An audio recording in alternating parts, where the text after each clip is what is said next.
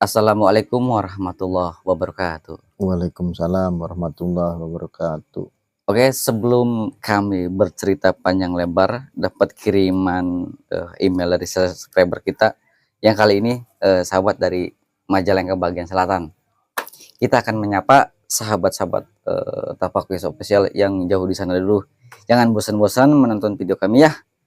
Dan selalu subscriber yang belum subscribe, subscribe, yang sudah subscribe tekan tombol lonceng, like, dan jangan lupa komen agar video kami bisa berkembang buat kedepannya. Oke. Oke. Jadi gini sahabat, kami dapat email yang dikirimkan kepada kami. Ini tentang kisah nyata dari seseorang. Untuk identitas mungkin kami tidak bisa dijelaskan. Jadi kisah nyatanya gini. Mungkin ini kejadiannya di antara tahun 85-an kalau nggak salah. Dari tahun 85-an. Orang ini petani asli. Dari kisahnya ini petani asli. Dia ingin mencapai sesuatu, mungkin rezeki yang lebih. Jadi gini ceritanya. Dia itu ketemu salah satu orang. Orang itu mungkin dia kenal, habis nyangkul, dia ngobrol-ngobrol, si orang itu ditanyalah sama si orang yang ngirim email ini. Nah, karena tetangga kebun sawahnya itu tetangga.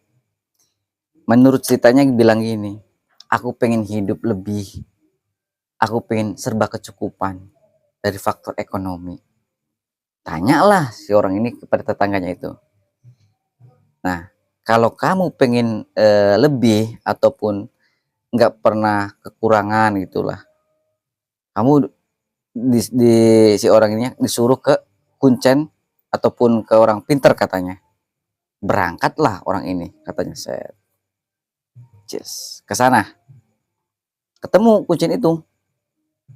Setelah ketemu, dia bilang, mengutarakan isi hatinya bahwa aku pengen serba kecukupan, pengen lebih, bahwa usaha saya itu tani gitu. Nah, disuruhlah katanya puasa ataupun kata mungkin bahasa di sini mah tirakat katanya gitu.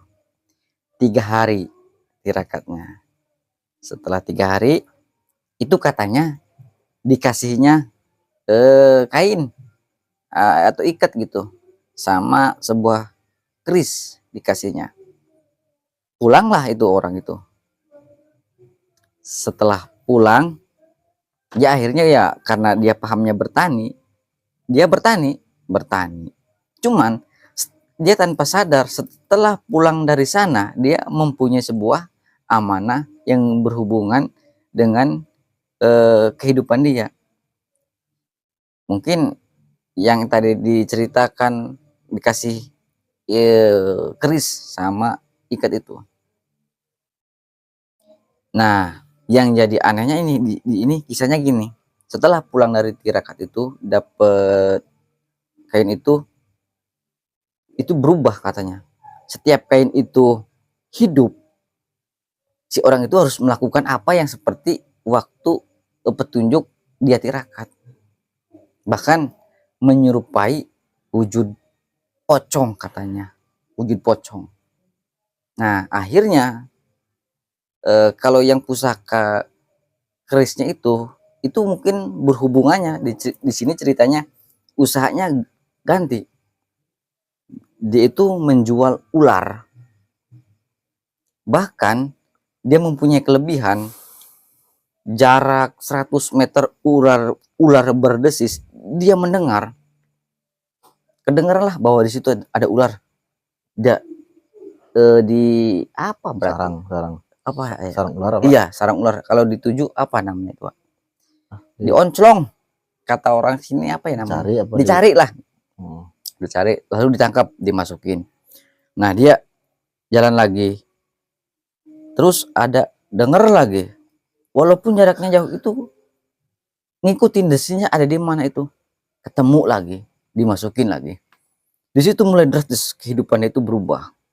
Bisa beli kerbau, bisa beli sawah, katanya menurut cerita di sini. Dan sampai bisa bikin rumah dan lain sebagainya gitu. Nah, setelah berjalan hampir berarti di antara 18 tahun lah. 18 tahun istrinya sakit. Istrinya sakit sampai di antara 6 bulanan kalau nggak salah sakitnya itu. Terus meninggal. Setelah meninggal, kalau nggak salah di sini hilang itu semua, kayak alat-alat itu, Pusakanya. iya, kayak semacam kain, terus kerisnya itu pada hilang.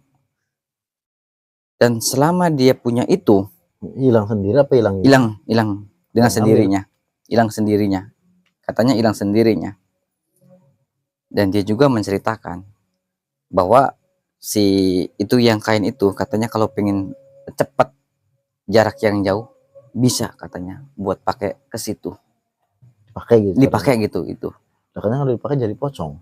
Iya, dia katanya sadar bisa secepat itu katanya. Menurut yang diceritakan di sini. Setelah kami menyikapi kisah nyata email yang dikirimkan dari subscriber ini, gimana menurut Ayas itu? Oh, jadi setelah tadi saya mendengar apa yang Iko ceritakan ya dari narasumber itu yang email. Jadi gini kan. Jadi kita dalam mencari nafkah itu ya harus hati-hati juga. Tadi kan itu aslinya orang petani ya. Ya, petani. Mungkin betul. Ya, namanya petani kan mungkin pas-pasan setiap hari. Tadinya mungkin ingin merubah hidup. Iya, mungkin tujuannya baik. Instan mungkin, tapi tanpa bahasanya apa itu nyimpang atau nyimpang lah bahasanya. Mungkin tujuannya seperti itu mungkin tadinya. Ya mungkin mencarinya yang pakai syariat, tapi tadi minta kuasa, iya begitu, minta kekuncian atau apa, dikasihnya keris sama kain kayak ikat gitu. Nah mungkin ya sepintas mungkin menurut dia itu tidak nyimpang atau tidak apa kan, ya kan sekilas seperti itu. Iya, cuman karena syariatnya keris sama itu. Tapi kan dampaknya itu katanya istrinya ya mungkin dalam sakit, kalau masalah sakit meninggal sih urusan Allah. Iya, kita kan cuman ya itu kan cuman syariat. Tapi kan di garis bawahnya itu setelah memiliki itu dia sadar bahwa kalau memakai apa itu namanya yang kain putihnya, ikat putihnya bisa jadi pocong, dia kan sadar tahu. Iya, tahu sadar. Kan jadi seperti itu kan nggak umum, nggak lazim lah. Betul. Berarti kan ya kurang benar. Terus pakai apa keris itu bisa mendengar suara ular jarak 100 meter, ya, nggak mungkin. Iya betul. Tapi kalau dia bisa berarti kan itu juga ya harusnya dia berpikir bahwa kenapa bisa seperti itu. Nah pada akhirnya kan setelah apa itu memakai syariat itu, kerisama itu bisa mencari ular, bisa mendengar ular, bisa kaya dari situ. Iya. Sedangkan kan kayak dengan cara seperti yang nggak lazim, nggak wajar, apalagi dengan sarana atau syariat yang seperti itu, mungkin ya kurang baik juga. Makanya pasti biasanya ada waktunya dia itu cepat jatuhnya.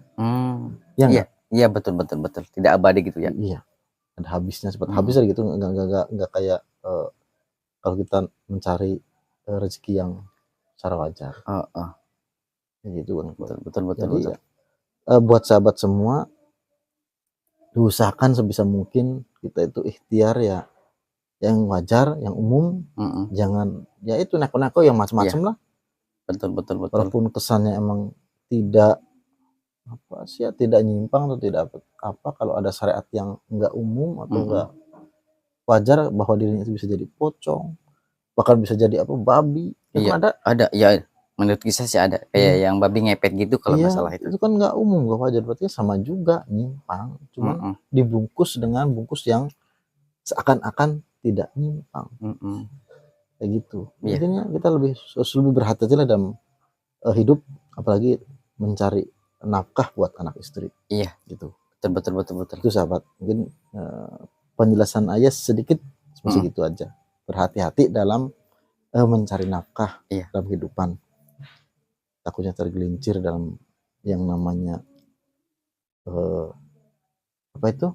Ke jurang yang ke lembah hitam gitu ya. Lembah hitam atau yang syirik. Iya, betul. Situ.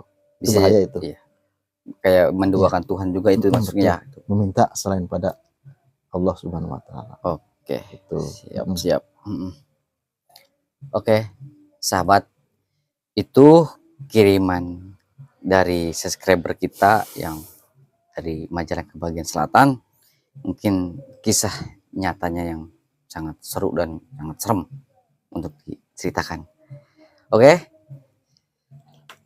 Seperti biasa, jangan di skip, tekan tombol lonceng atas bagian kanan, like dan komen.